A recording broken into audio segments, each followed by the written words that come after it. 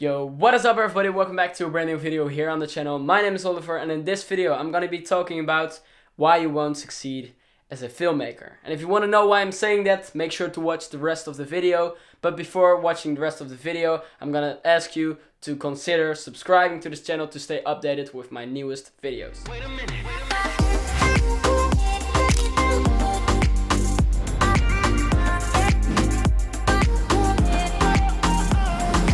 As you can tell, my channel is not very big, but every week I get quite a few DMs of people asking me what camera should I get so I can start making videos, or my budget isn't big enough so I can't start making videos, help me, or my camera is not good enough so I can't start making videos. And today I wanted to talk about that question. And no, I'm not gonna explain what camera you should get or say what camera is the best to start making YouTube videos or stuff like that. I want to talk about the question itself. Because the majority of the people DMing me want to succeed as a filmmaker. I can tell that from their messages, and this question will not let you succeed as a filmmaker. That mindset is very wrong. Don't let your camera stop you from creating your videos. If that is the first thing that will stop you from creating your videos, your mindset is completely wrong. Because filmmaking is hard, and if a camera is already stopping you from achieving your goals or chasing your dreams, then it's not going to work. Especially in the beginning, you should really not care about the camera. In the beginning of my film career, I used my dad's point and shoot camera that didn't even shoot HD, and I did not care about it because I didn't know about it. I just went and created videos. Question: do you actually think a guy like, for instance, Messi did care about what type of soccer shoes or trainers he got when starting out with soccer? No, of course he didn't. Now let's get back into the video.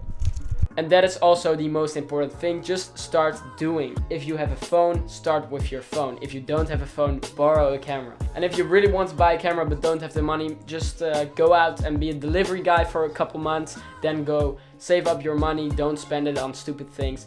Buy a camera and then start making films. Because something that's much worse than a low quality video is no video at all. If you don't have something to show, then, or maybe if it's really low quality, it's maybe better to keep it for yourself. But if your video is decent, that is much better, and that's also very easy to achieve a decent video. That's much better than having no videos at all, because once you start creating, you start getting the hang of it, and that's the most important thing, just to keep going at it and keep improving your videos. So if you're asking the question to someone or to me, like, what camera should I start with, or I can't start because my camera is ...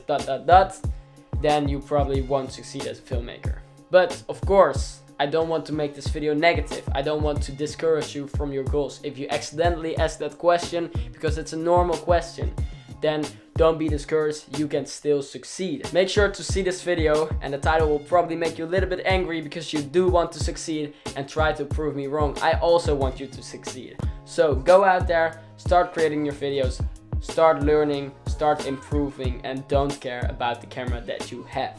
And I also have something else that relates to why we won't succeed as filmmaking regarding to my generation of filmmakers, the Sam Golders, the J.R. Ali's, the people like that, or the people who put out tutorials, young YouTubers who create tutorials on how to do certain zoom transitions, or the newest Sam Colder effect.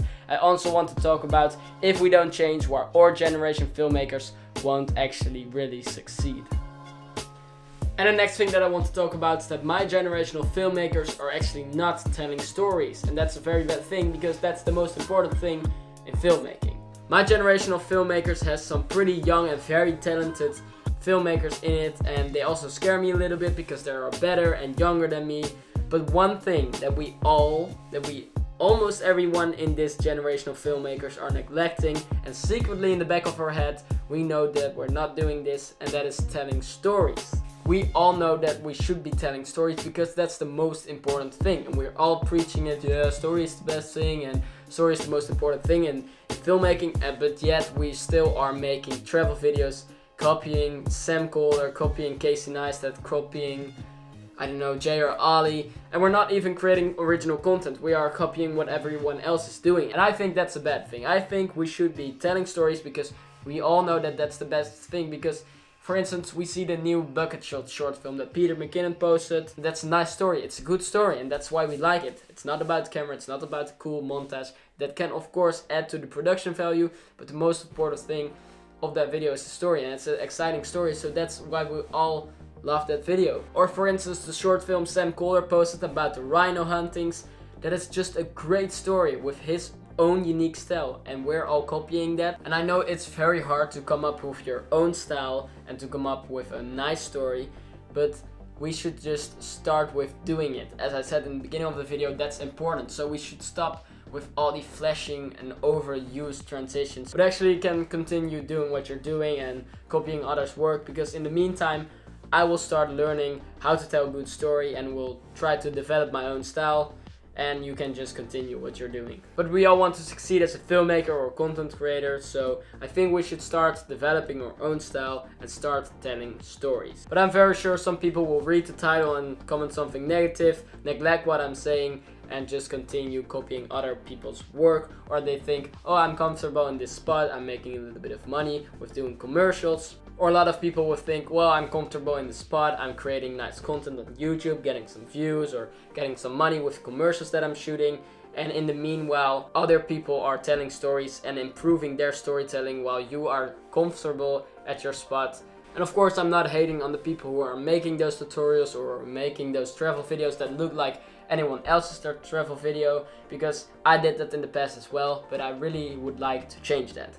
I don't only want to change that for myself, I also hope that you are starting to think about how can I develop my own unique style, and how can I develop a good, or how can I tell a good story. And I think in the long term that will make us the most happy with our work, get us the best clients that we can, and get us to have the biggest audience that we possibly can. So I think that was the end of the video. I really hope this inspired you to start telling a story or to start developing your own style. And I also want to ask you guys to write down in the comments down below how you're thinking about my thoughts, if you're agreeing, if you're disagreeing, if you want to tell me that I'm wrong, please let me know, because I would love to discuss it in the comments down below. And again, thank you so much for watching this video all the way through. I really hope for you to improve your videos and keep hustling, keep working hard, and I will see you in the next video. Bye!